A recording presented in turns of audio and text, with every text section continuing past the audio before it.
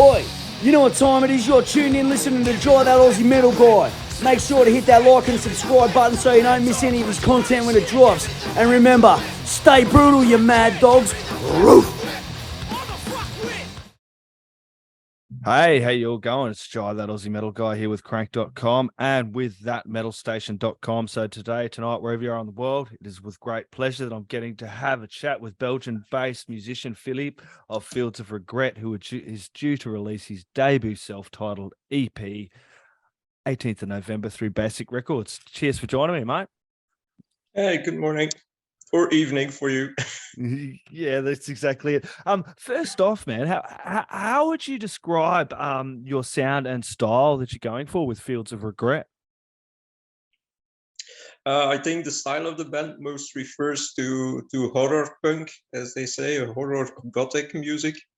So a lot of punk rhythms, heavy rhythms, mostly play fast, but also with a real dark, horrific voice. So that's where we go to horror punk or something.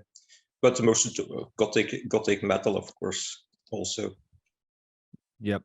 How did this project first come about? How did this begin for you? Well, I had my own recording studio for about 10 years now, maybe a bit longer. I worked with several artists, and well, you know, at a certain point, you want to do your own thing. And I had my first band a few years ago, Lackland, and yeah, that's where I first got the feeling from how I wanted to sound my own band and how to make my own music. So by the beginning of this year, I decided to go for a own project, one-man project, and just doing what I really like to do, or what I always wanted to do with music.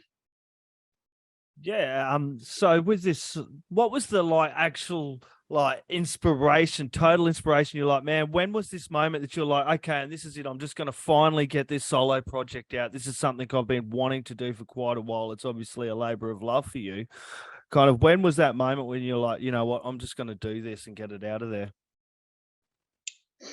I think it grew during several years. Not just really one moment, just going the flow, the collecting ideas, jamming, playing my own when I had some time off, and then, well, yeah, it took me quite a while to get to the step and doing my own thing. Yep. When did you start? You said you started working on this album. When did you start working on it? And tell me a little bit about that whole process of the songwriting process and some of the themes that kind of influenced you as well while that process was going on. Well, I started working, I think, about a year ago. Now, I had a whole I had a whole lot of ideas on my computer, a lot of riffs, a lot of nice sounds I wanted to use. And so I start putting them together and trying something nice of it. So it all went really fast. I think at about 3 or 4 months, the whole EP was written and recorded. So, wow. I dare say that would have been a bit of work on your part, because you play all the instruments on this one as well. This is all totally you. Yes, I played all the instruments. Yeah. Yep. So of course, it was good that I had my own studio, so everything was ready to record and everything. So it went real fast. If I had a few hours off, I just had to I could immediately start recording. So even with the mixing, if any, I had agreed presets, etc. So yeah, it helps a lot, of course. I bet you it did. You work as a producer and in the recording studio as well. I suppose you'd be working through the day with other bands, and then other ideas would be popping in your head. And you're like, man, I can't wait till I can get into it myself and keep going with this album. Yeah, of course. Certainly, if you have certain artists you have to work with, and you almost pray for the end of the day to get some real balls into the music. So because I do really, as producer, I do really different things, going from some folky things to just some Dutch Dutch songs, real pop songs, and then just doing my own thing now with Fields of Regret. Yeah, well, with Fields of Regret, I want to dive into a few of the tracks that have come off the album already so far. I'd like for you to tell me a little bit more about the first single that come off the EP there, the Pinky Lace and Pixie Dust track. The Pinky Lace Pixie Dust track is it's a song about it's a song I got inspired to when I was in at the waiting room in the hospital, where there were three girls who were waiting to get a job interview with the professor, and they were all sitting there in a nice skirt, nice blouse, everything looking great. And I asked them, why you go dressed like that in after MeToo projects, etc. And we had a few discussions. They say here I want a good I want to make a good impression. So I have to look nice, and they said, "Isn't that making the wrong impression to look like that?" Because it's a kind of seducing the professor, and then afterwards you say, "But hey, stay away from me." And then we had this discussion, and so at home I write the lyrics for the song, and then added the music afterwards. Yeah, nice. Can you tell me about the opening track on that, Zoo All the Ant? That one got really catchy, eh? I'll come back to that one a few times today, and it was a really good track to kind of open the EP with as well. Yeah. Well, Zoo All the Ant is here in Belgium we have it's an ode to our Minister of Energy, who always tries to put some alternatives for the climate, to have a better climate, but she's really clumsy too. So she always launches the most fantastic ideas, and but nothing really works. And here we have her first name is Zuhal. I think she's Turkish from origin. So so when I translate her name, you come to Zuhal the Ant, and it's about her great ideas she always has, but how it always goes wrong. So but I think the day she hadn't heard the song yet, but I will send it after the EP is ready. Yeah, well, I hope she likes it as well. It is a really cool track, and now I know that's a really cool side bit of information to have on this EP. What was the first track you made on this one there, Filip? It was the first. I think the first one was Pinky Lace that I wrote, and then that was all the end. So it wasn't really one track I started with. I worked on I think all 5 tracks at the same time. Originally it was even 6 tracks. So I make them quite I started to record the riffs and the drums, and then I compared to them, so to certainly not do 5 times the same things. So when I worked on the guitars for Pinky Lace, I would certainly make to have different settings on Sue All the End, etc. So I think I recorded it mostly at the same time. Okay, then. The different parts. Yep. And I do want to talk about, mention your work as a producer. I do notice you have worked with quite a wide range of artists over the years. Is there any one or two or a couple that sat in your mind as one you're really glad to have worked with, or one you really enjoyed? No offense to any of the others, but a couple in there that you really enjoyed working with over your career as a producer. Well, there are a lot of great artists I worked with. I really admired. Once worked with Marco Minneman, the drummer of KREATOR, for several months, and yeah, it was great to work with him. That guy was inspireless, and he just keep playing all the time, and the good ideas seemed to come. But he was such a nice guy to work with, and he was such a great player to work with. I also worked with Bruno Meeus. This was a jazz drummer. He was the only one who had a degree at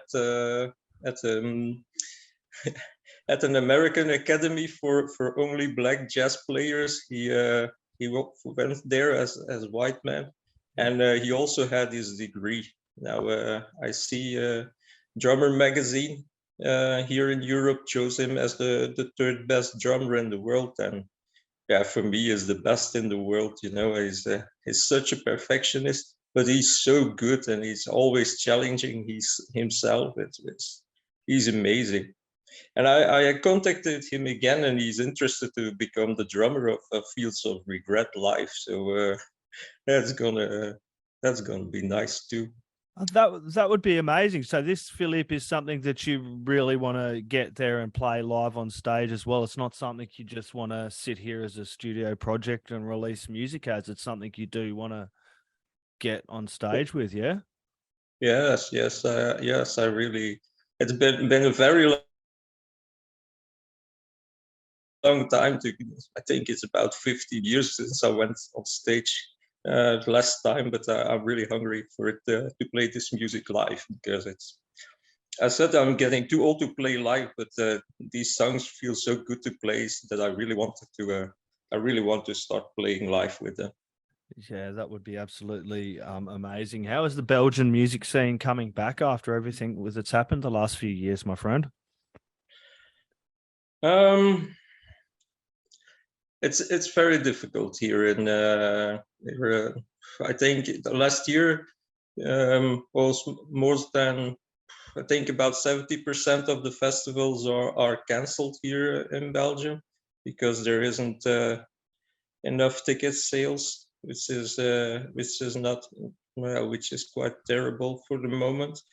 But yeah, I think it will always for the moment it are the big guys who take all the money, but I think it's an underground scene, and underground scenes will always survive in metal. So the few festivals will always be there and give chances to the artists. But yeah, it's difficult here for music artists to get a place to play and to get airplay, because yeah, it's a small country, and everything is mostly focused on mainstream artists. I totally get that. It's kind of the same here at times. We have a really great, like, no doubt over in Belgium too. You have a great underground scene with some amazing bands that probably don't get the coverage they deserve, and that's the same here in Australia and probably in a lot of countries as well. So it's very important, no matter where you are in the world, like, try and not only support those bands that you really love, but really actively engage in your local underground scenes, the bands coming up through, because there's some really great talent coming up and through, and no doubt over there in Belgium as well. Yes, of course. Yeah, and certainly with all the tools we have now, you can play through the internet. You can reach so much fans also outside Belgium, and well, you can play live on the internet, and there are so many other possibilities to reach people. Because now with Fields of Regret, I get so much reactions from all over the world. So we have the ideas to start making a live performance and broadcasting through the internet as first concert, to give everyone the chance to watch it. Yeah, we've definitely found a way to be a little bit more connected, even though we've been disconnected over the last how many years. Filip, where's the best place that people can get along and support you? I notice you've got Spotify there, but is there somewhere that people can get along and buy the album or support you directly as well? Well, the album will only be a digital release for the moment. That's the thing. If you get enough interest, I think the best way to support the band is buying its merchandise, buying a T-shirt or something like that, or a cap. Our Facebook page. Do you have? We have our little shop there with merchandise. So it's always nice when someone buys a T-shirt instead of, and then you have the music for free. Yeah, it is always good when someone gets along and supports with the merch. Filip, this has been an absolute pleasure. Everybody go out and grab Fields of Regret. The debut self-titled EP does drop 18th of November through Bassick. Do you have any last words, shout-outs, thank yous I may have forgotten as well, my friend, you'd like to chuck in there? Final words. Well, I hope everybody is really honest about the reaction, because I want to make a second or maybe a full album with Fields of Regret, and I want and nothing. It will really help to have honest reactions on it.